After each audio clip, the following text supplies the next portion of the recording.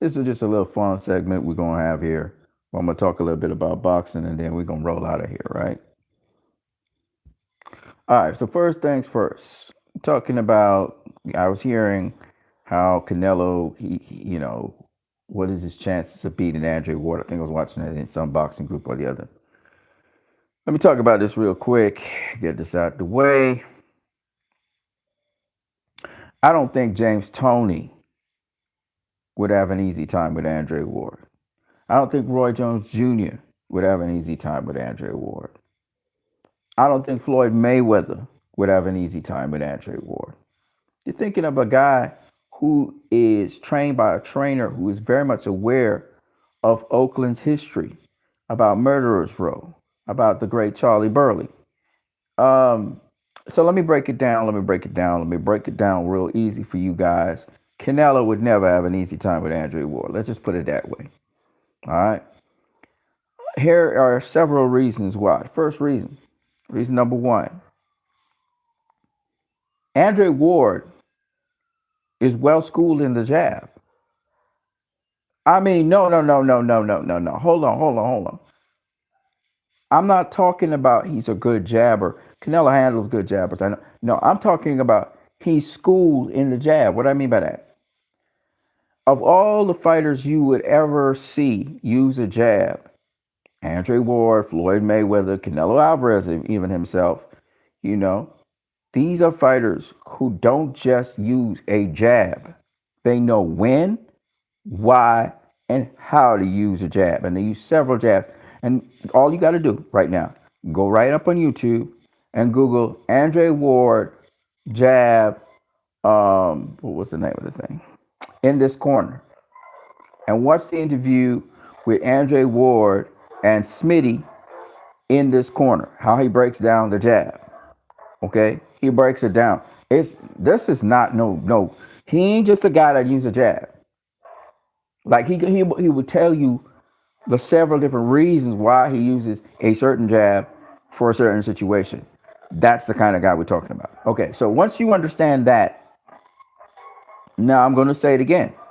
Andre Ward uses a jab. All right. All these other guys talking, David Benavidez and Jamal Charlo, and even to some degree Demetrius Andre, they talk about the jab. Billy Joe Saunders talk about the jab. But listen, even what's his name? Um, what's the kid name? Um, Tyson Fury. They talk about the jab. Andre Ward doesn't talk about the jab like he's a student of it. Again, when we're talking about the jab now, we're talking about it on the level of a Charlie Burley, Floyd Mayweather. Okay? We're not talking just using the jab. You know exactly why you're using what you're using for what and why you're doing what you're doing to set up what. Okay? That's what I'm talking about. Point number two. Andre Ward is one of the smartest fighters out there. I would say, other than Floyd Mayweather, in this era, one of the smartest boxers of all time is Andre Ward of this era. Not of all time, but of this era, okay? And how do we know this? Well, I'm going to put it to you this way. Andre Ward makes adjustments, not as fast as Floyd. He knows his limitations, but he makes adjustments rather quickly in the ring. I will never forget his fight with Sergey Kovalev. Sergey the Crusher Kovalev, mind you. The Crusher. Coming off great wins from John Pascal and Bernard Hopkins. And, I mean, he'd just be tearing through people, right? He's stopping people and stuff. Andre Ward moves up in weight. He has, I think, 2 fights at light heavyweight, right?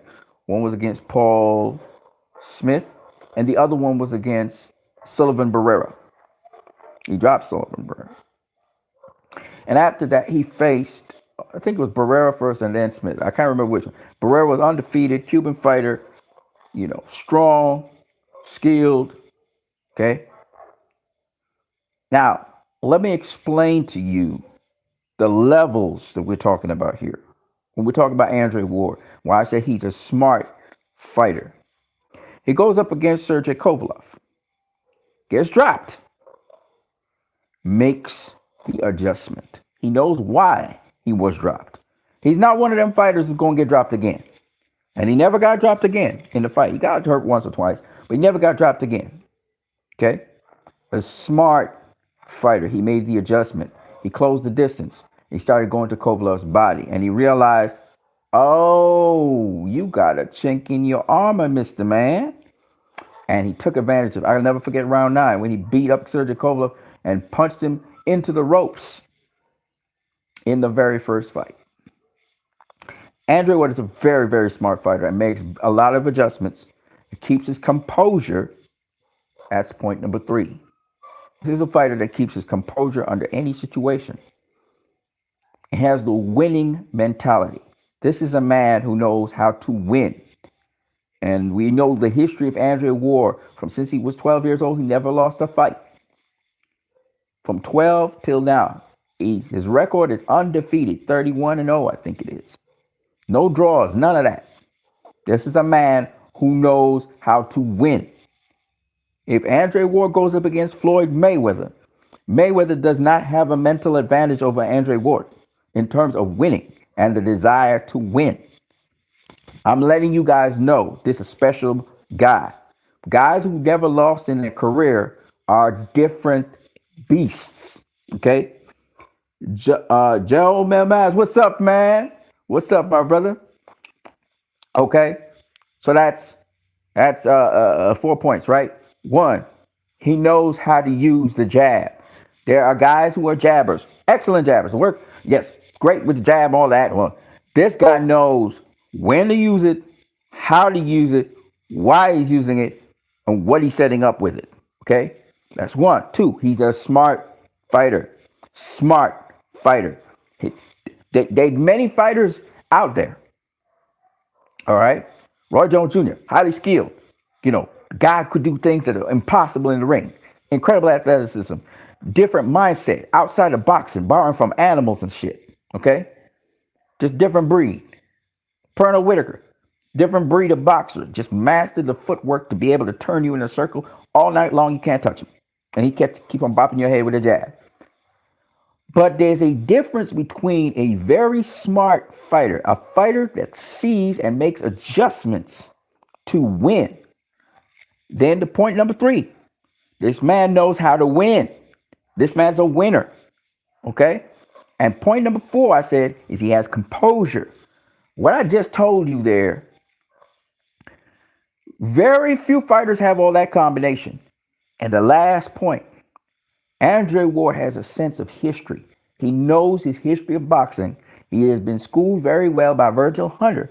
He has a sense of history. Even Floyd doesn't have the kind of sense of history that Andre Ward has. Because, see, let me explain something to y'all. Because, man, they levels to, there's one more. There's 5, actually. But sense of history. Andre Ward has more of a sense of history than Floyd. Andre Ward, when he was, what was he, 8, 9, 10, somewhere there, he was able to see Floyd fight in the ring. Zab Judah fight in the ring because they came down to Oakland. Okay? As a little boy, he got to see excellence. And Virgil Hunter, his godfather, was able to teach him boxing, the history of boxing. And the history of different things. And Virgil Hunter is a guy who would like to explain to you why you do what you do. He is a teacher. He gives you knowledge. And Andre took that knowledge. And Andre was dedicated as a child. If you all see Andre as a child, he dedicated to the craft of boxing. It's totally different. I'm talking about a kid that was dedicated to that's different. I'm not talking about gifted child per se. He's gifted too, but not in the same way. He had to work for what he had to do. And, there was a time when, he could box on the outside. He was good at boxing on the outside. And Virgil said, no, you got to have inside game. You got to have all-round game. And Andre Ward didn't understand the reasoning behind learning to infight and the mid-range fight. He always thought, he could get by with the jab and boxing outboxing guys. He learned how to deal with situations when you're hurt, when you're badly hurt, what to do. So when I talk about a sense of history, I'm talking from that foundation. Something that Floyd had as a sense of history in terms of watching fights. So he watched a lot of fights. He listened to Uncle Roger, but he didn't necessarily take in all from all the way back Jack Johnson, all the way back past Jack Johnson to bare knuckle brawls. Andre Ward got that sense of history. Okay? And if you look at Andre Ward, very, very calculated, very calculated. Let me say that again. He's very calculated. That's another point. That's point number 6. He's calculated. Okay? This is a calculated guy. He makes calculated moves. He and Floyd do the same thing. They calculated. Very calculated people. They ain't gonna step in no damn ring until he's ready and he's prepared for you. Calculated. And the final one is, and you gotta have it, he a fucking dog. Andre Ward is a dog. He's a fucking dog. Oh shit. We call Floyd an 800-pound gorilla. This motherfucker is a dog. He will dog you. Okay? Because the win is everything for Andre Ward. The win is everything for Floyd. They don't think about losing. You heard, if you were listening to the interviews with Caleb Plant, he said, if you got losing in your mind, you done already lost the fight. Okay? Caleb Plant explained why he separated from Billy Joe Saunders. He's not Billy Joe Saunders. He's not him. Because he's dedicated. And he only sees win. He only knows how to win. He only thinks about winning. If you're thinking about losing, then one foot going to hesitate. But if you all systems go and you're working towards winning, that's a different mentality altogether. So that's 7 points about Andre Ward. He's a dog. He's a dog. He has his composure. He's composed. He has a sense of history. Even more than Floyd. He got a sense of history. Okay? He's been schooled very well by his mentor and his teacher, Virgil Hunter. Okay? He knows why he does what he does, in other words. Okay? In addition, he is somebody who knows the jab. He knows it very, very well. Because guess what? For most of his career, his major tool was the jab. He didn't have his backhand for most of his career. He only had one hand. He fought one-handed. Let me say that again. Andre Ward, for most of his career, people like to say, oh, I was only fighting with one hand in a fight. Yeah, and that's why you lost? Well, Andre Ward almost for most of his career fought with one hand. All right then. All right. He knows how to use the jab. He really does. 3. Like I said before. 5. Like I said before. He's a smart fighter. He ain't, listen. There are smart fighters throughout. There are gifted smart fighters. But there's a difference between a dedicated smart fighter, a guy who works at his craft and does things that he's uncomfortable doing. Andre Ward will tell you, I'm going to look for what makes you uncomfortable. And I'm going to know that because I know what makes me uncomfortable doing. And I worked at it. Because Andre Ward different. He did not rely on just his gifting and his skill. He worked at his craft. Then I said he's a calculated fighter. Calculated fighters are dangerous. They're the most dangerous fighters out there. Okay? Because a calculated fighter who is going for the win, nothing stops them from winning. They're going to get that win because they're calculated. Okay? Now, having said all of that, Canelo has some of those attributes. He don't have all of them. He has some of them. Okay? He does not adjust as well as Andre Ward does. He follows a system right now, which he's learning. He's learning boxing and he's following systems. And His trainer is an excellent trainer because he's studying all the good things from all the greats from the past and the present and the future. So Canelo also has a sense of history, and he's learning a lot. And he also is using systems. He's using systems to be able to beat these guys. And because he got a lot more experience than them in boxing, he's beating them. But Andre Ward is a totally different creature. Andre Ward will not go into a fight unless he's ready and prepared for it. Like Floyd will not go into a fight unless he's ready and prepared for it. And he's a calculated fighter. Calculated fighters are the most dangerous. I'm going to tell you all this. Like I said, the smartest fighters of the last 40, 50 years, or even 60 years, shall I say, because let's see, we're in 2021. Yeah, so we're talking about 1980s. Even around the 1980s, the smartest fighters ever. 1, Floyd Mayweather. 2, Andre Ward. Period. Y'all can bring up any other name.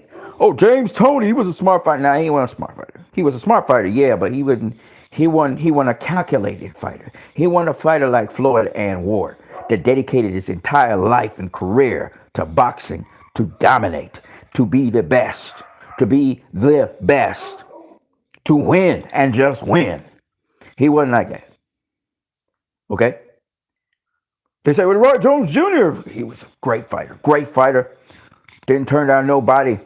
Had exceptional skills and had abilities beyond what we know and were trained in boxing. No doubt about it. But he wasn't as smart as Floyd and Ward.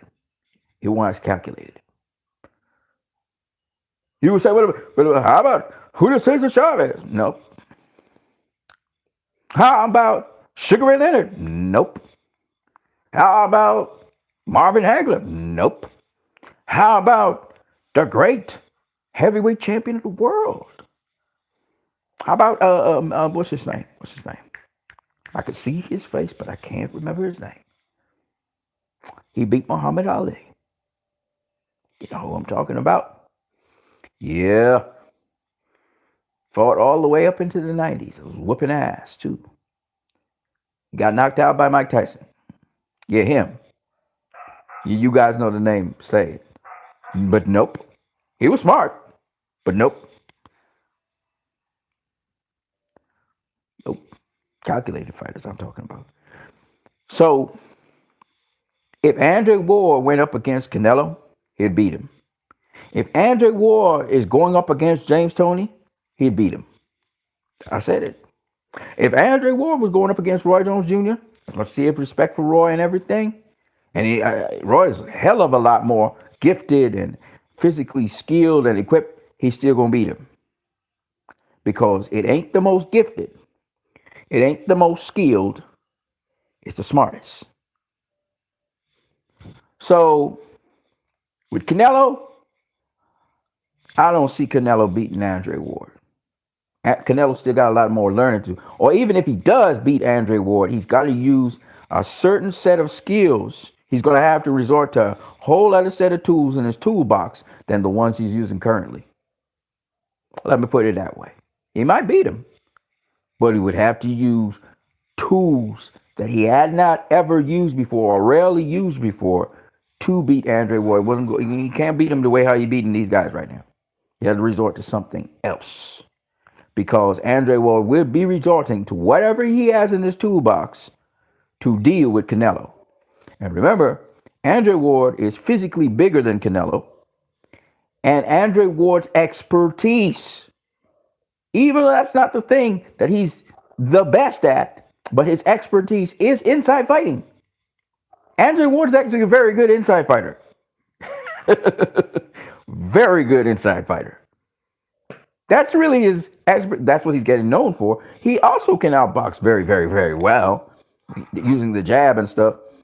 But he really likes to break fighters down, and he's actually very strong on the inside. That's really where his strength lies. Strangely, ironically, the thing that he didn't like doing most of his career and got used to doing is the thing he had to resort to most of his career, which is what got him his wins. And he can fight at any range, mid range. He can fight at any range. Canelo doesn't so much fight on the outside. He's not really an outboxer, but he can outbox, and he needs to work on that. If he had to beat Andre Ward, if Andre Ward realizes Canelo can't do shit to him on the outside, then he'll outbox him. He'll box him on the outside. As you can see, Billy Joe Saunders in spots was giving Canelo problems. Of course, Canelo learned to cut down the ring, and he made an adjustment in his movement and was able to close down on Billy Joe Saunders. But unlike how Billy Joe get to the ropes and take punches, that ain't happening with Andre Ward. It never happened. Andre Ward is bigger. He's physically bigger than Canelo. Like Andre Ward could be a heavyweight if he wanted to, but I can't really see Canelo doing that. So he's bigger than Canelo. So he's going to use his size and his mass as an advantage on the inside, particularly to move Canelo around. So I already see how this guy, he could have a game plan to deal with Canelo already because he's bigger than Canelo. Now, having said that, the kind of skills that are necessary to do that with Canelo, you have to have them. Danny Jacobs had them. He had them. But Canelo was so tricky with his movement that he was able to have a great head start on Danny Jacobs. By the time Danny Jacobs caught up to figure out what was going on in that ring, Canelo had already won the fight. He had already taken 7 rounds. And Danny Jacobs was playing catch-up. And he was playing good catch-up. Danny Jacobs was very competitive. But unfortunately, it was too late. He came on a little too late. Gennady Golovkin was befuddled the first fight. He couldn't find a way to close the distance until the 9th round. By then, the fight was almost over. I'm telling you about great fighters. We're talking about Danny Jacobs is a great fighter, and Triple G is a great fighter. But Canelo was able to exploit the fact that he had his defense on point and also exploit his movement, his tricky movement. But that, while it will work in spots with Andre Ward could also use his jab to dictate from the outside to get to the inside. And so he could, what Andre Ward could do with Canelo is he could take away the mid-range aspect of Canelo's game. Because Canelo knows how to get to mid-range. That's where he's most comfortable, actually. And by Andre Ward starting to maneuver Canelo on the inside and work him on the outside and take away his favorite spot, which is mid-range, get to his preferred range, deny him that, he could possibly beat Canelo as he would probably have beaten James Toney, as he probably would have beaten James Toney. And then the jab. James Toney gets a simple double jab, knocks James Toney down with a couple feints. You could knock James Toney down with a double jab. And what Roy Jones Jr. did was feint him, and he did a leaping left hook, and James Toney snapped back, almost like a double jab. He feinted as if he was going to come, and then he delayed, and then, Roy Jones Jr. do some things you should just have no-nos in boxing, right? Leaping left hook. He bringing the left hand up from the floor. We call it a bowler punch, but in this case, his chin up in the air and everything as he's leaping, doing the left hook. But because James Toney's on the defense, he's not looking to counterpunch his ass, But all James Toney needed to do was one or two things: take a step back or step into Roy Jones Jr. while he's doing the leaping left hook and do a short chopping hook. And he'd have knocked out Roy Jones Jr. coming in. But then again, Roy's so quick, it's the speed, the reflexes that, sometimes you don't realize you're not making up enough ground. So anyway, that's just some stuff to talk about when we're talking about these boxers. I love boxing. I love these boxers. They're phenomenal. But back to what I was saying about Jamal Charlo and David Benavidez. So Jamal Charlo now is talking a lot of shit. He's shit talking about David Benavidez. Oh, David Benavidez, he's nobody, blah, blah, blah, blah, blah. He's just a kid. I hate when people start talking and just running their mouth. His younger brother said, keep running your mouth. Now Jamal Charlo, he just running his mouth. He just talking.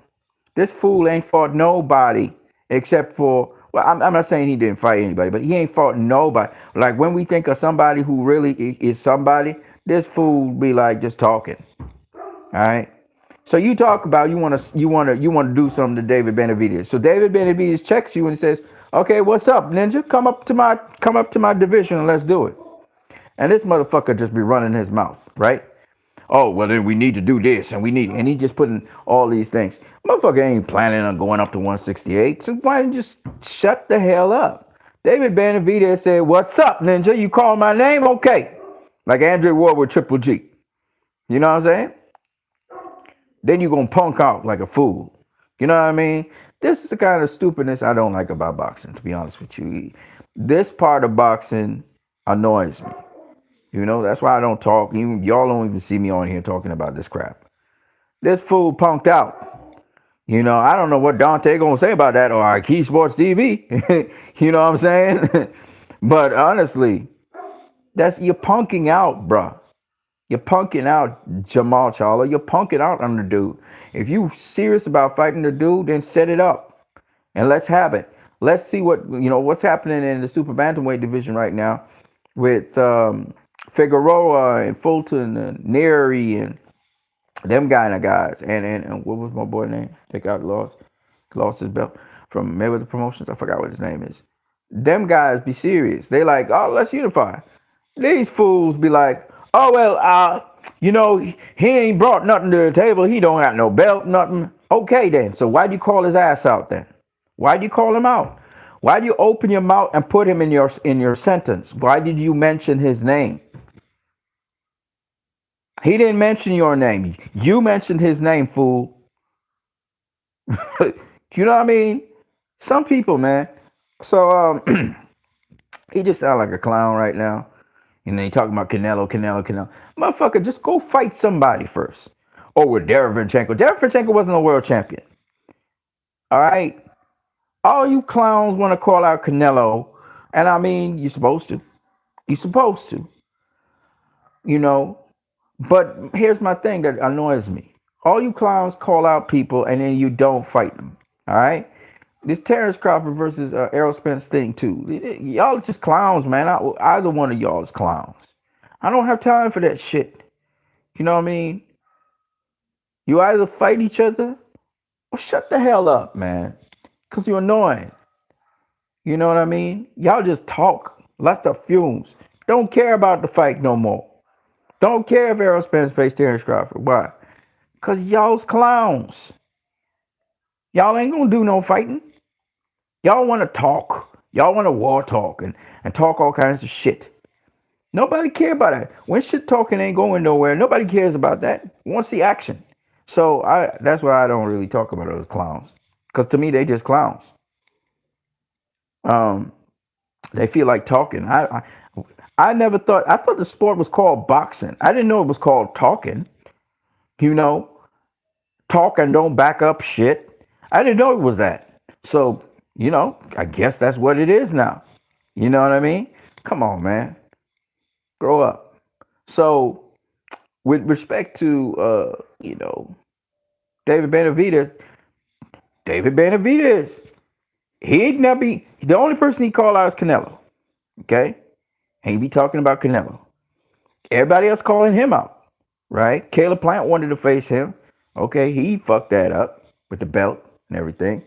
But, dude he in the position is like, hey, listen, man. I'm here. If you want to fight me, let's do it. That's David Benavidez. He's the youngest of the lot. To me, David Benavidez remind me of Devin Haney. He the youngest of the lot. He cool. He young. He want to fight. Let's fight. Let's do it. It'll be a good fight. Let's fight. David Benavidez be like, I ain't tripping. Let's fight. Let's do it. You know what I mean? He got an issue with Caleb Plant. I don't know what his story is with Caleb Plant. Them two should fight too. Benavidez and Plant, that would be nice. Then they on the same network. That can easily happen. Charlo's on the same network with them. PBC. That can easily happen. But these clowns ain't facing each other, man. You know what I mean? They don't want to give nobody no entertainment. They don't really want to make no money. They want to preserve their or something. I don't know what it is, but they be chirping away.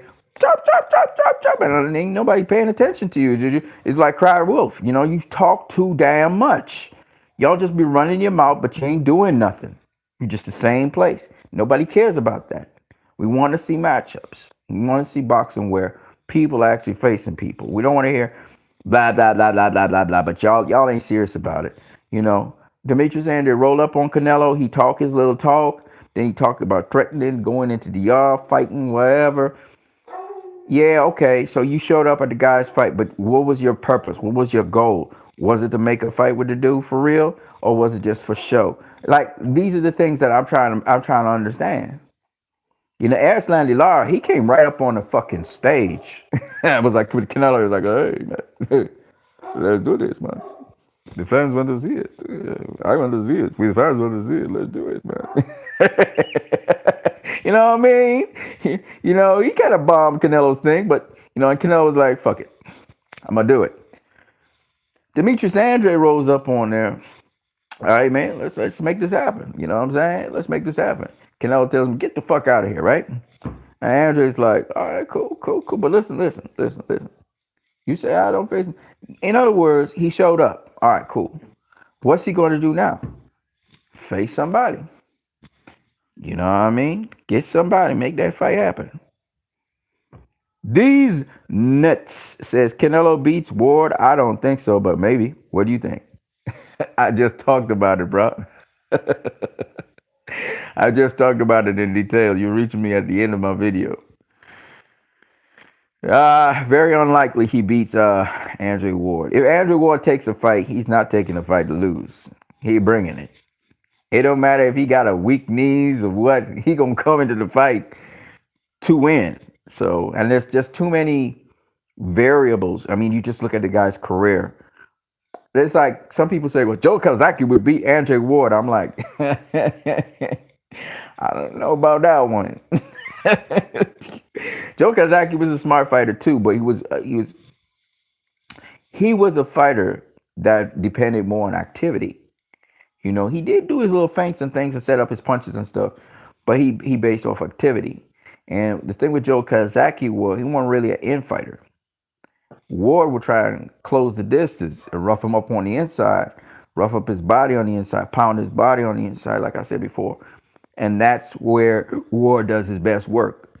Even though he could use the jab, he could box around you and all of that, he really break you down on the inside. And people didn't realize that. They always thought he was an outboxer. These nuts says, that's what I said. I like Canelo better, but I think Ward's too smart. That's the word. You got it, brother. He's smart. That's the problem with Andre Ward. He's smart, he's composed, and he's deliberate. He's very intentional. He's very calculated. That's a calculated fighter. That fighter don't just come in a fight, and he will commit himself 100% to it to win. This is a guy that only knows how to win. Canelo knows how to lose. He's lost before. Andre Ward does not know what L means. He's not going in it, but to win it. You know what I'm saying? And that's just the way Andre Ward's mentality has been since he's 12 years old. And he's been always a very dedicated, very calculated, very composed. Even to this day, he's very careful with his words and everything. He's a very deliberate, calculated, composed individual, period. Since he was a child. Go watch the old clips of him. So that's not somebody like I said before, even legends like, you know, you pit up Andre Ward against the great, you know, Roy Jones Jr. I got Ward all day. I don't care what nobody say. I'm taking Ward. James Toney. I mean, the best in shape James Toney. I'm still taking Ward because James Toney used to fight in spots. You know, incredible power and all of that, and just excellent, just very gifted, very skilled fighter, but that's not enough. You got to be smart. And as I said before, the top two smartest people of this particular era, I'm talking about the last 60 years, maybe even the last 80 years, that's Floyd and Ward, man. Them two guys be the smartest guys I've ever seen in boxing. The smartest fighters ever in boxing. And Ward never passed up nobody. Nobody could say that Ward ducked anybody. You know, he took up everybody, but when these guys prepare for fights, like they really prepare for every particular scenario they could possibly think about in the fights. They prepare themselves really, really thoroughly. And that's something I've never seen before on that kind of scale. So when you talk about Andre Ward, and there's a reason why he's in the Boxing Hall of Fame, you know what I mean? When you talk about Andre Ward, you're talking about a certain standard. And even to this day, you look at Andre Ward, you know, how he conducts himself. And this is an exemplary person, not just an exemplary boxer, but an exemplary person as well. D's Nuts says, I think Canelo would beat Benavidez. That well, experience. I could see that happening. I could see that experience. I don't think he stops Benavidez, but yeah, I could see experience playing a major key. But Benavidez, don't rule him out. I mean, he's a young guy, but he's got a lot of potential, a lot of ability, lots of skill, lots of knowledge. You know, he has certain knowledge of the jab. You know, he has a certain degree of knowledge. He's still learning about that, and he's still growing as a fighter. But nonetheless, you know, he can do some things. You know, he can mix it up on at mid range, and he's got fast hands. You know, he doesn't have fast feet, but he's got quick. He's like explosive. He's pretty explosive with his feet. You know, for such a big guy, he's a pretty big guy at 168. He should be really at 175. And but you know, he's still learning. He's still growing. He's still developing. He's only 22. He's very, very, very young. So, you know, he's still growing and developing as a fighter, but man, the potential when he reaches his peak, it's gonna be crazy.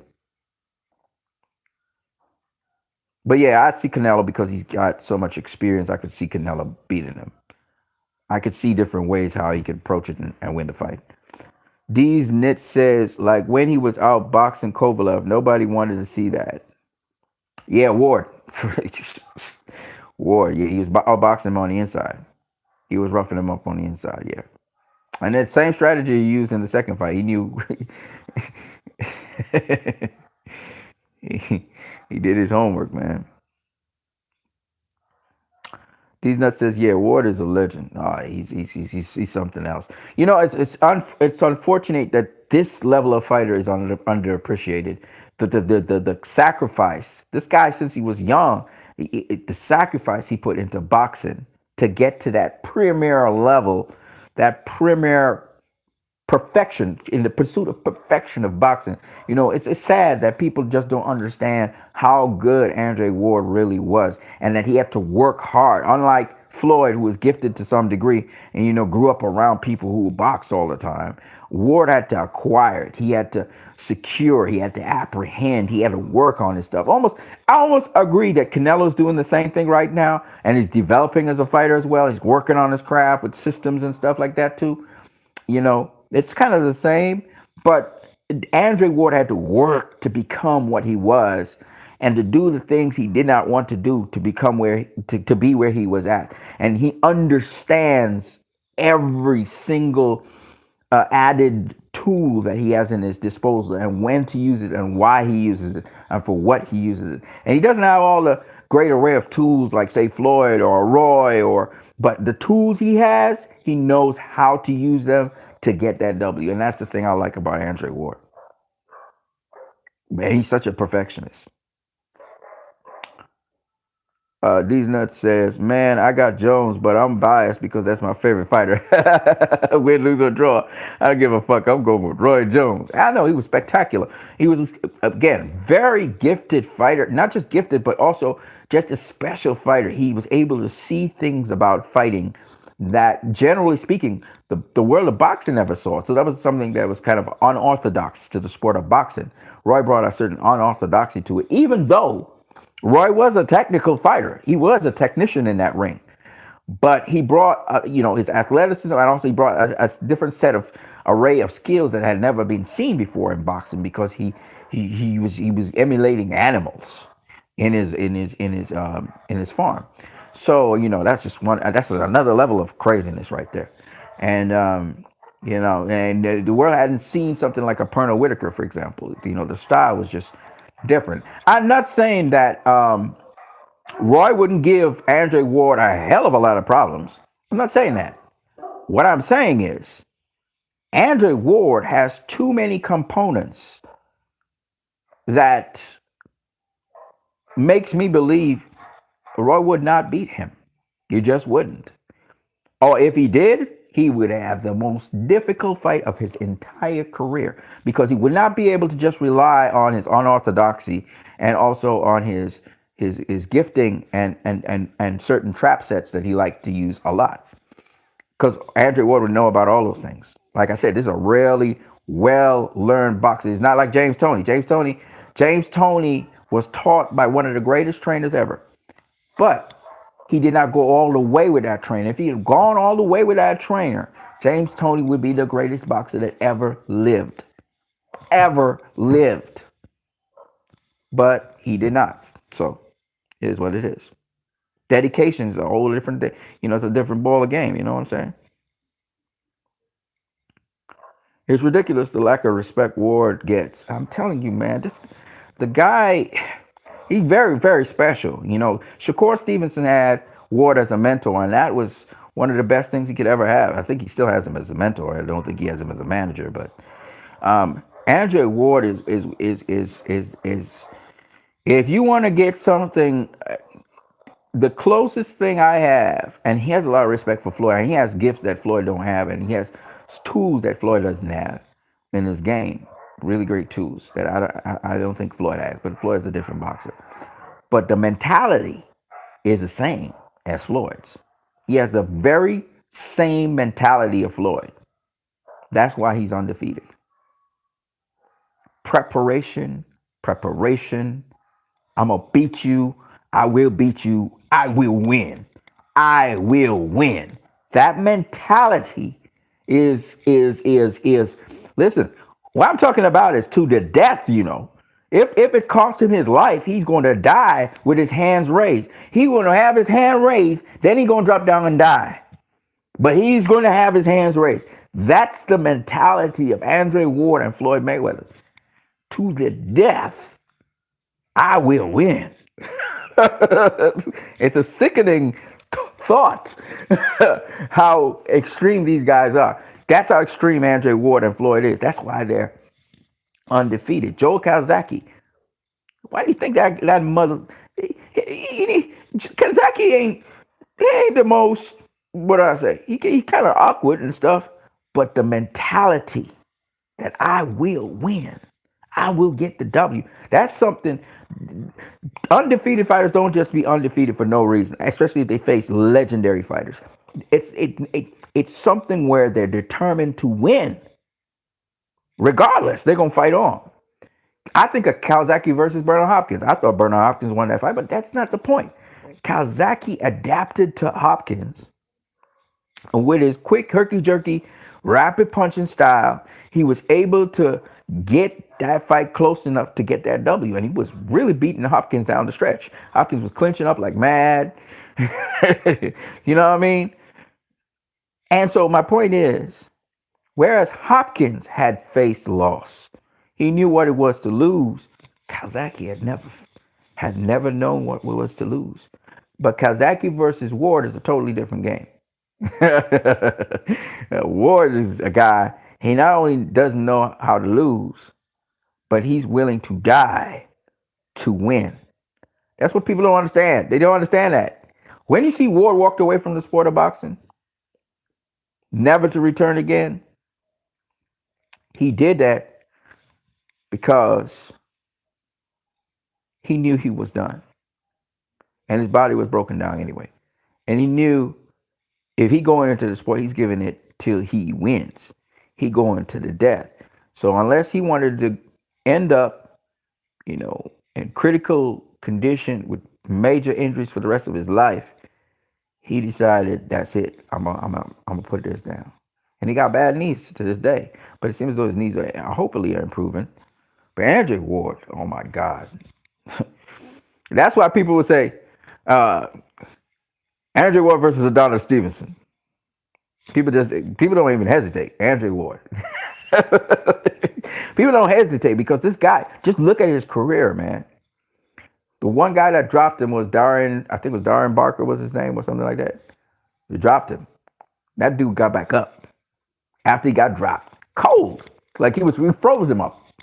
And he knew what to do while he was recouping. He knew to clinch. He knew to use the forearm to space Darren Barker to keep him off balance while he's getting his equilibrium back.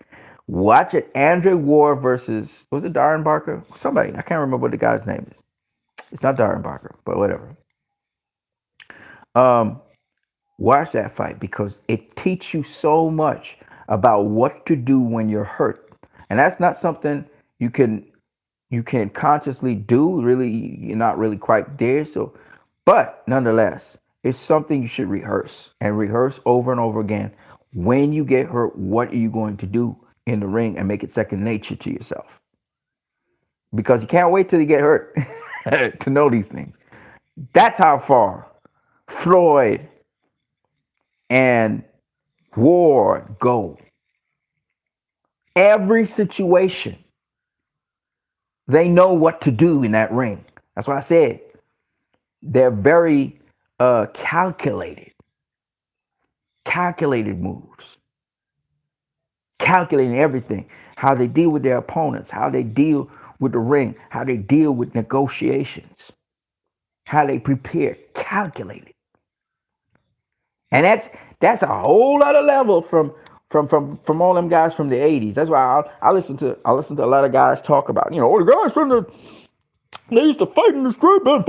Listen, man, you ain't talking about these kind of guys now. You talking about these kinds of dudes, and a lot of people don't understand what I'm saying, so it don't make no difference.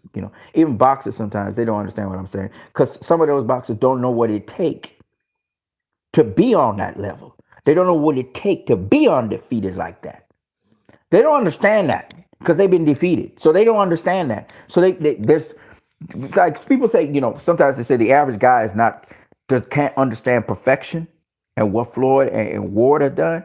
They don't want to relate to it. And we're not just talking about being undefeated for undefeated sake, because obviously the last fight Andre Ward had was Sergey Kovalev, for crying out loud, the Crusher. Okay, so let's not play like he wasn't facing nobody. He was facing people. I ain't talking about like these clowns out here be talking, but they ain't facing nobody. I'm not talking about like that. I'm talking about these guys faced the people of their era and beat them all. Clean up shop. Ain't no question they was the best. You know what I'm saying? Andrew Ward came out the game, pound for pound number one. Right? So there ain't no question what Andre Ward was. So what I'm talking about is I'm talking about they've been tested by the fire and they walk through it like it was nothing. Okay? That's what I'm talking about. Shout out to Troy Swords, man, in the building. Troy Swords says Canelo already said that Andre won't get the fight. Canelo avoided Andre for 2 weight classes. He was champ. Andres was number one mandatory at 154, and then vice versa, and then for undisputed 160. King shaking my damn head. I hear you, brother. Yeah, we all know what's going on with Canelo and Demetrius Andrade, and he just wouldn't fight Demetrius Andrade, and now he's talking about how he ain't faced nobody. Well, then, why the hell did you face Liam Smith after Demetrius Andrade gave up his belt, his WBO belt, I think it was, and you gonna face Liam Smith? You know what I'm saying? Who Liam Smith face? Right, Troy Swords? Who the hell did Liam Smith face? And then let's get there. Let's talk about it. At 154, Demetrius Andrade was supposed to face Canelo for, I don't know why. No, that's not true. But Canelo could have faced Demetrius Andrade at 154 for his WBO title. At 160, Canelo could have faced Demetrius Andrade again for his WBO title at 160. And he chose to face Sergey Kovalev instead. Right? So twice. Now, let's be real though. In the interim, Demetrius Andrade's not going to be facing Canelo next. Why the hell doesn't Demetrius Andrade face a world champion? He has not faced a world champion in his entire freaking career, man. That is, what the hell is going on there? Is this guy calling out everybody, but then afterwards he's going to face a dud? Is this what it is? Is he riding off of saying, well, I tried to face everybody? Is that what he's about? Because it's beginning to get old. And why is this dude not facing somebody? There's Gennady Golovkin. There's forget Derevchenko, but there's Gennady Golovkin. There's Jamal Charlo. There's Chris Eubank Jr. at 160. There's who else we got as a name? Come on, talk to me. Some name. Derevchenko's okay. I mean, Derevchenko's okay, but like, what I'm gonna say. Look at Jamal's younger brother, Jamel. Jamel be cleaning up shop. He ready to face Brian Castano. I love that. Undefeated, Brian Castano. Brian Castano was a problem. Argentinian problem. He gave Erislandy Lara all the problems in the world. I thought he beat Erislandy Lara's ass, actually. And that's the dude that's going to be coming at Jamel Charlo. I love it. That's a great fight. That's a worthy opponent. I'm going to see how Charlo and Brian Castano do with each other because it's going to be a great fight, I'm telling you. Now, that's a great fight. That's what we want to see as fans. We want to see undisputed. We want to see great champions face great champions. I'm anxious and I'm really happy and I'm salivating over the prospect of Brian Castano versus Charlo. What do I have to look forward with Jamal? What's the exciting fight? What the fuck am I looking forward to with Demetrius Andre? With stupid ass Triple G holding on to our belt. Okay? Nothing, ladies and gentlemen. There's nothing to look forward to with these guys. No exciting fights over the horizon. I go up to 168. My boy David Benavidez wants to fight. He lost his belt on the scales, but he's going to be a mandatory for Canelo very soon. Will Canelo jump up to 175 after David Benavidez asked him to fight? Is Canelo going to duck again the fights that we want to see? We want to see Canelo versus David Benavidez. We want to see Canelo versus Jamal Charlo. We want to see Canelo versus Demetrius Andre. We get Caleb Plant. No problem. I love that. Caleb Plant going to Caleb Plant gonna bring some Caleb Plant Caleb Plant gonna give Canelo a bit of a rude awakening, trust me.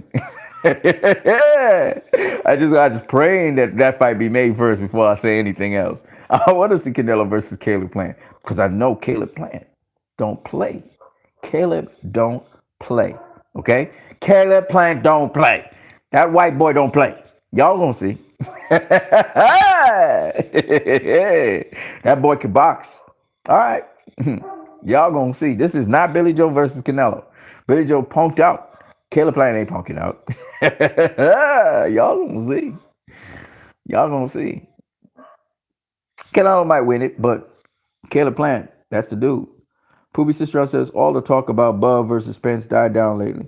That's a shit fight. Screw them guys. These Nuts says, I'm the biggest Canelo fan, and I agree. Yeah, man. These Nuts says, same with Triple G, but I'm not a fan of Triple G. I'm not a fan of Triple G either.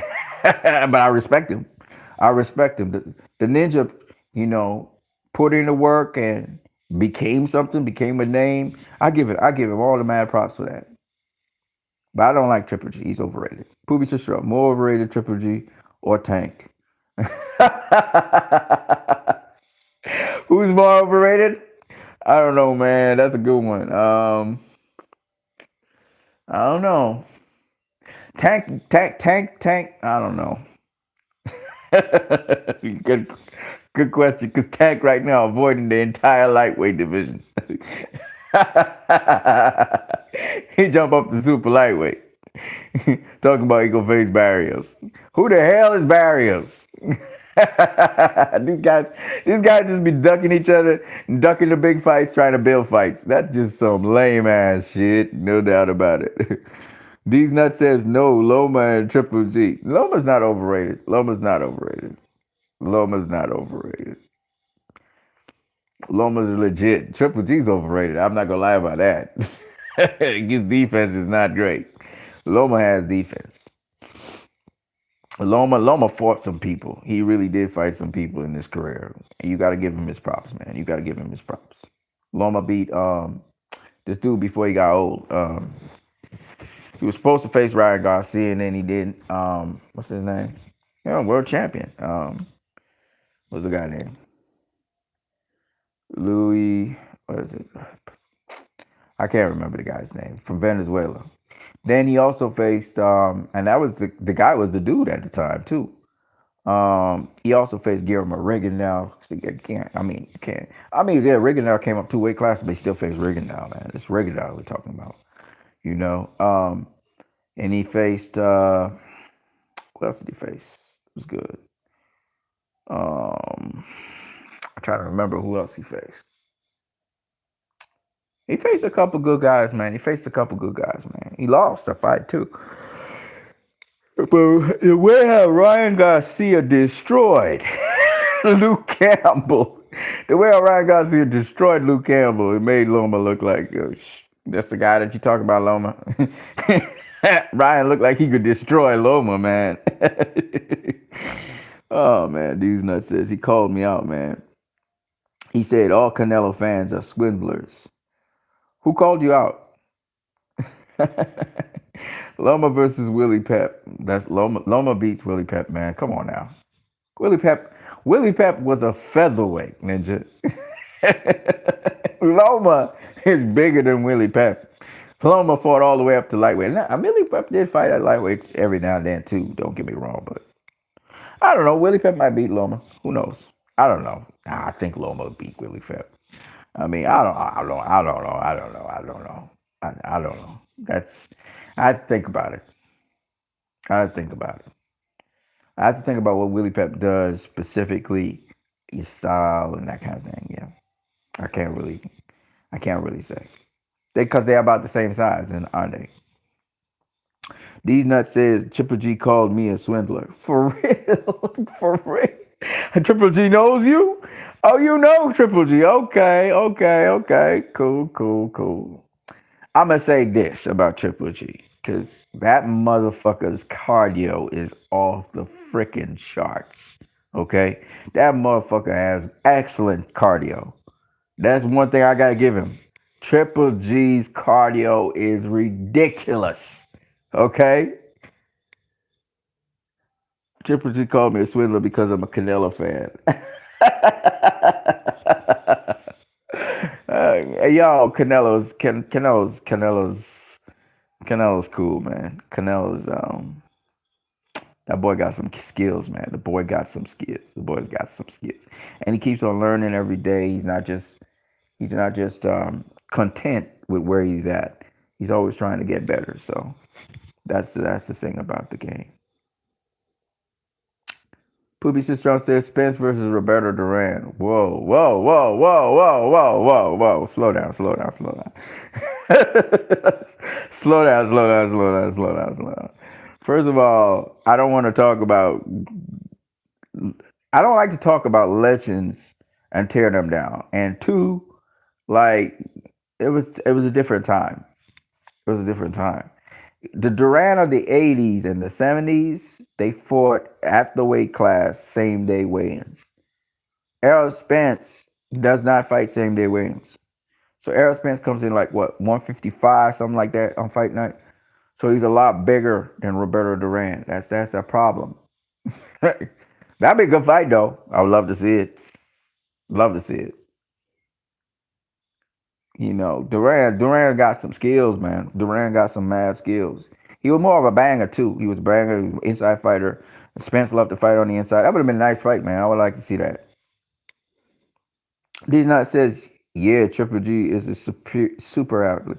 That motherfucker is, I mean, dude is always in shape. Dude's got ridiculous cardio, and dude could take a punch because of his cardio. I mean, he's unbelievable.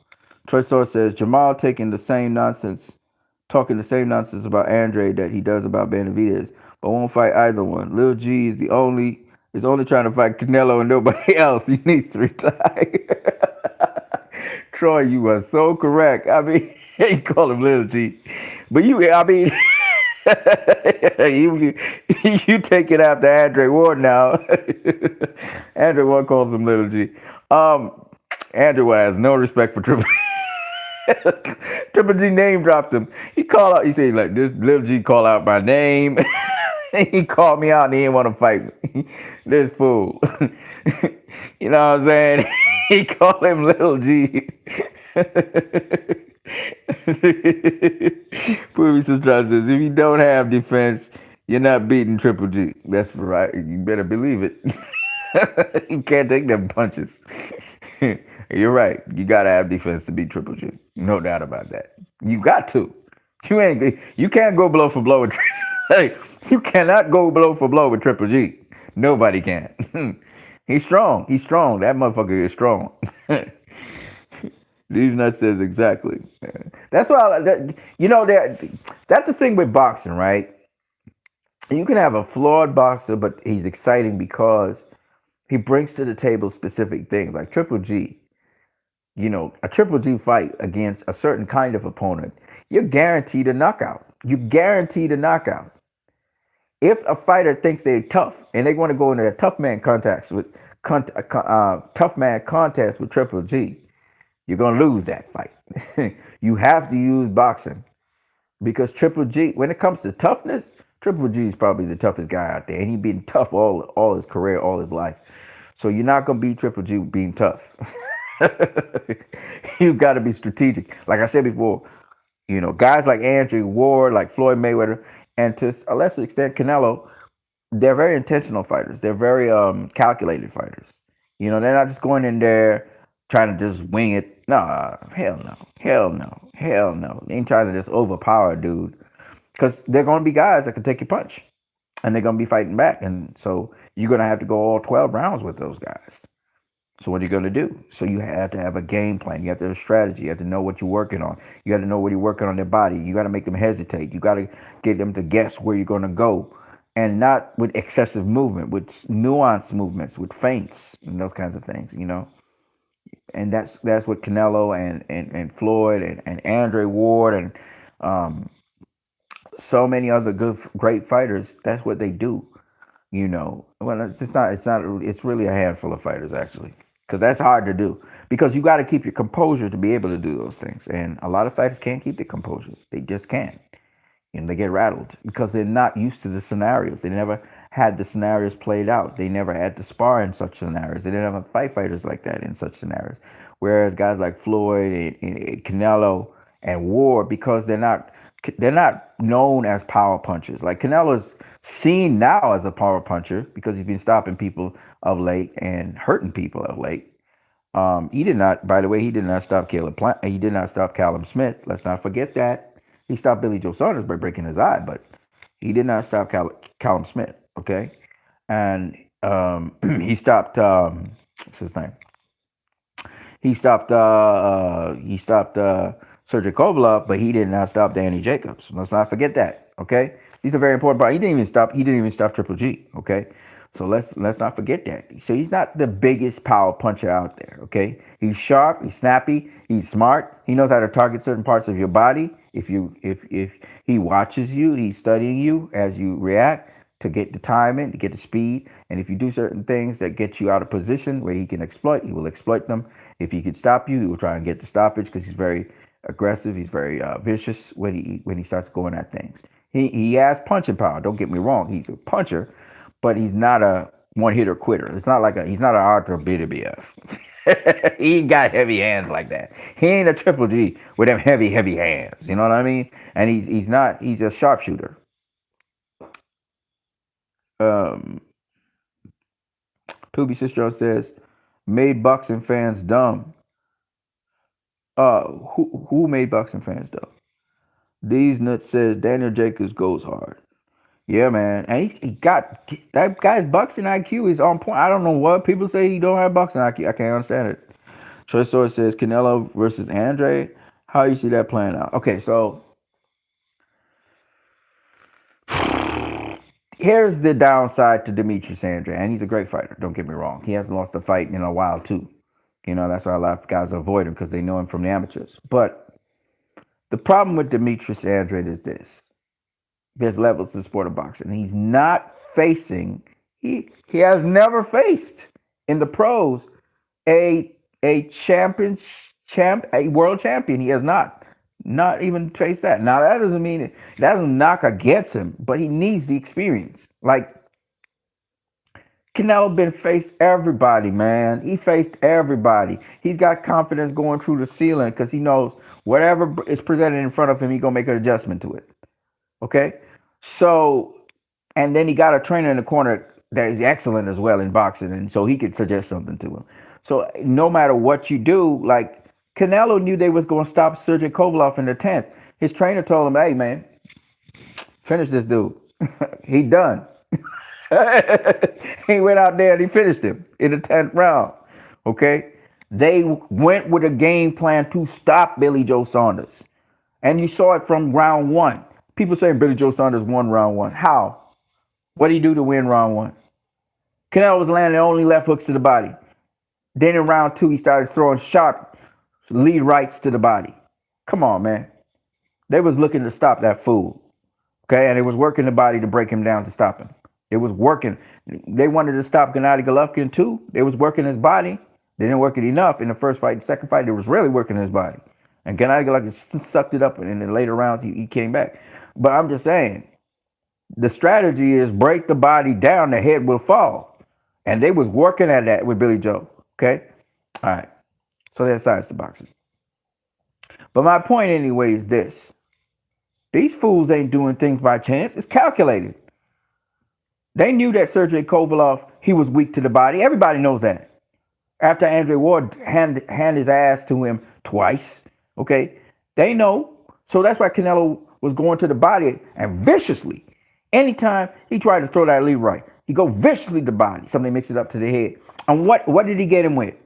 He faked to the body as if he was going to throw a left hook to the body and caught him to the head. And he went, because he didn't expect that, because he was expecting him to go to the body. Okay? Trickery, truck. Okay? Set him up. That's what he did. He set him up for the knockout. Okay? He's a smart fighter. Canelo's not getting those knockouts by just brute strength and power, which he does have some power. Okay? He has some pop. But he's doing it. He's not breaking nobody's ribs when he hit them to the body. And he's really winging those shots. But he ain't breaking nobody's ribs. And it's not like the fighters can't take it early on. But once you keep on going to the body in strategic, specific places, you break a guy down. And once he's got fatigue, now you can really rough him up. You know what I'm saying? And that's what Canelo do. So that's how he's getting these guys out of there with boxing. It's not as much as Canelo might look aggressive and he might look like kind of like a Mexican fighter, he really using boxing. He's using boxing all the time. He's swiveling. He's slipping, slipping the shots. Slip. You see him in training doing that all the time, and he knows how to slip really small. He don't make big movements. He makes small movements to slip. He makes small movements to close the distance on you. You know, he makes small movements. You know, I'm saying he's tricky, nuance. Okay, with feints and all that stuff, right? So that's Canelo, and Canelo, man, shit. Right. So anyway, the point I'm making is that ain't none of this shit by chance with Canelo. So when you're talking about Demetrius Andrade versus Canelo, and Demetrius Andrade, well school boxer and everything, you gotta have that experience, man. He don't have that fucking experience to deal with Canelo. That's what I see. I mean, he's sharper than Billy Joe. Okay, he's a better fighter than Caleb Plant. Okay, so and he's a southpaw. So I expect him to make a really good fight out of it. But if you ask me, it would be a higher, much more skilled tactical version of Canelo versus Danny Jacobs. That's what I think will end up being. It'll be like a southpaw orthodox Danny Jacobs versus Canelo. Canelo's not going to stop Demetrius Andrade, but he's going to beat him. He's going to get them 7 rounds out of 12. He's going to beat him. And what's going to make the difference, and this is the thing that Demetrius Andrade will not be able to prepare for, is Canelo's rhythm. He got a different rhythm. To find his rhythm is the problem. And that's where Demetrius Andrade, that Billy Joe Saunders couldn't find Canelo's rhythm early on. Canelo was tricking him with those feints and pushing him back and walking him down. And Canelo's smaller than Billy Joe. Billy Joe's a bigger guy than Canelo. All right? And Canelo was walking his ass down. And why? Because he does what's called precise footwork, and he walks you down. And so he's using a system to do it. Shakur Stevenson's using the same system that Canelo's using, you know. And you know, he saw it from Floyd. He saw it from all the great boxers. They be able to, smaller guys who just suddenly change the game. They be boxing on the back foot, and just suddenly they're walking down the guy, pinning him in the corner. And Canelo was walked down by Floyd. Floyd pushed Canelo back, and Canelo was like, "What the fuck is going on here?" I remember Mama's boy saying he's a 168 pounder. He was sparring Floyd. He was like, Floyd just suddenly started walking him down, and he's like, "Wait a minute, this little motherfucker walking me down? What the hell's going on?" Precise footwork and feints. You understand? So it's trickery. Boxing is a smart man sport, and that's again, I say it over and over again. Mike Tyson said it. It's the most intelligent guy that wins the fight. It's a smart guy sport, and when it comes to boxing, some of the smartest motherfuckers out there are the best boxers in the world. You took it to Tyson Fury. He's best boxer and best heavyweight in the world. Why? Smart motherfucker. Okay, and Floyd is now in Anthony Joshua's corner trying to give him tips and pointers and stuff and get him up to speed mentally, knowledge wise, and then physically to translate it into his boxing so he could handle a Tyson Fury. But Tyson Fury is a very smart boxer, right? You think about it, all the really exceptional boxers in the sport of boxing are not necessarily power punchers.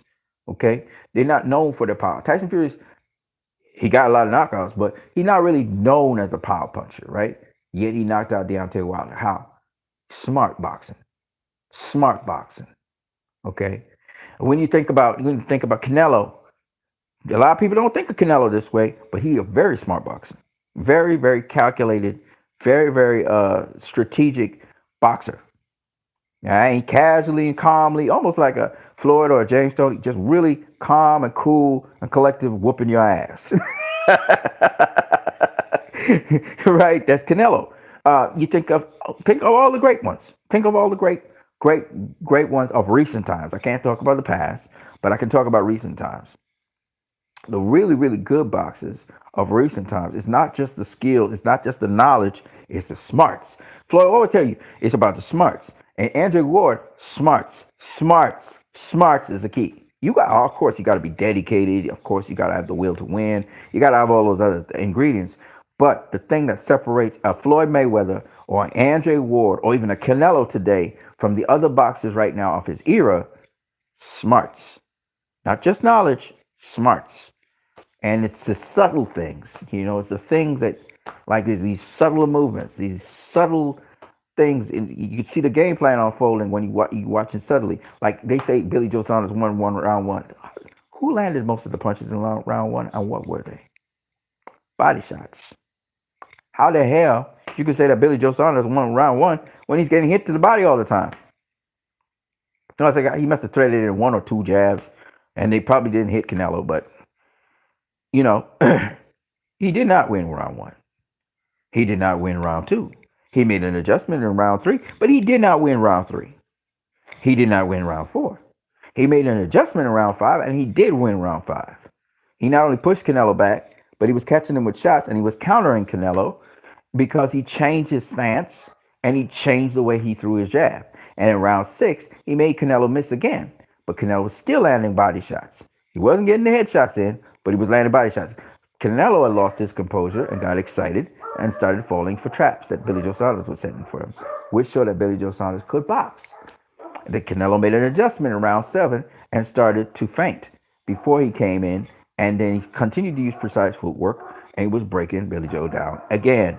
And then in round number 8, while people thought Billy Joe was landing a lot of shots, which he was landing one or two, which was pretty good, but for the most part, Canelo closed the distance, and he was actually closer to Billy Joe Saunders. So he was actually close to Billy Joe Saunders. That's why clearly Joe Saunders was landing more punches. And he was closer to him so that he could counter his ass. And he was looking for that uppercut all night long because he knew Billy Joe Saunders dips too much. And he's going to dip into the uppercut. And he did, and he broke his eye. He set him up for that, by the way. Smart fighters. Smart fighters. So, people who say, Canelo versus Andre, the experience plays a major key in these fights. So, Canelo probably gets the dub. But it'll be a good fight, though. It'll be a very good fight. Very good fight. But I'm sure Andre will add extra things to his game.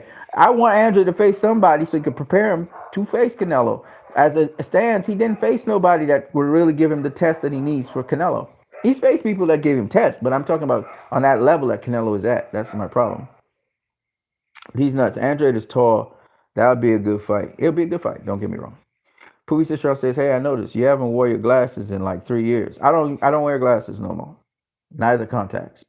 These nuts says Andre versus Charlo. Andre. I got Andre. These nuts says, "Good night, bro. I gotta walk my little pit bull." All right, man. You have a good night, bro. You have a good night.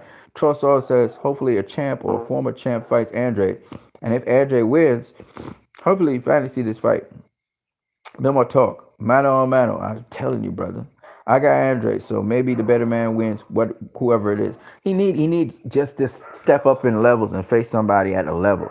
Whether it's Charlo, whoever, he need to face somebody at a high level to get that testing at the high level to know Not just to feel and be assured in his confidence and skills, but to know he can beat guys at higher levels. These nuts says I give Billy Joe Saunders 5 and 6. Yeah, I gave him round 5. I didn't give him round 6, but I gave him round 5 because Canelo kept on landing body shots in round 6.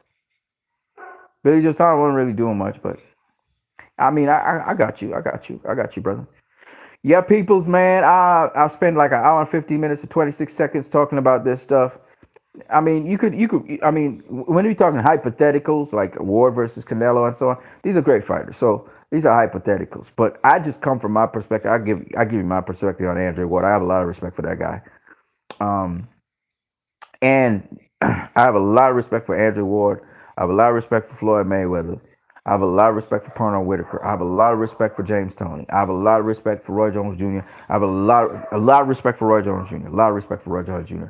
Roy Jones Jr. is a boxing scientist himself, and he brought new things to the sport, and he brought so much entertainment and just excitement to the sport of boxing, and people forget about that with Roy. Roy's gotten older now, but Roy did so much for the sport of boxing. And when you're talking about excitement, Roy was like the most exciting thing ever. Still to this day, you look at Roy's fights and it's just hella entertaining, hella exciting, and that's why a lot of people love Roy Jones Jr. I mean, ain't nobody in boxing bring that kind of excitement. I'm telling you, in the ring that is. And so, a lot of respect for those guys. I mean, when you talk about Sugar Ray Leonard, I got a lot of respect for Sugar Ray Leonard. Marvin Hagler, God rest his soul. Roberto Duran. These are old guys, old school fighters. And these old school fighters, they could teach the young school fighters a thing or two about boxing. These are the guys that walk the walk and talk the talk. And yes, boxing has kind of evolved past what they have done, but there's always something you can learn from the older school fighters, particularly the fundamentals of boxing still need to be passed on. And from the fundamentals of boxing, that's where you get everything else. But you got to get your fundamentals down. That's a fundamental thing. And a lot of great boxers, they sometimes depart from their fundamentals when they got like power and speed. You look at Deontay Wilder, kind of departed from his fundamentals of boxing. And so all I'm saying is that with boxing, you can't get to your head. You can't get too proud that you not focused and dedicated to winning. And every single fight is an important fight. I remember Anthony Joshua saying that too. Every single fucking fight is my most important fight. You know what I'm saying? Troy Soares, brother, it's been a pleasure. Good night, brother. I got to walk my pit too. You have a good one, brother. You have a good one. I'm going to catch you guys later. I am what you need. Out. Peace. You guys might see me again talking some more boxing. It was very nice talking with you guys. You guys know your boxing as well. And I'm going to catch you guys later. Of course, nobody really knows what could happen in the sport of boxing. Anything could happen. I'm just making predictions based on information. That doesn't mean I'm 100% correct. It doesn't mean it's law or anything like that. It's just talking about hypotheticals of boxing. I'm going to catch you guys later. Troy Soares. Sorry, my bad. These nuts. Poobie says strong. Oh, we got so many people up in here that was up in here tonight. And J. Homel Maz, my dude. I'm going to catch you guys later. I'm out. Peace.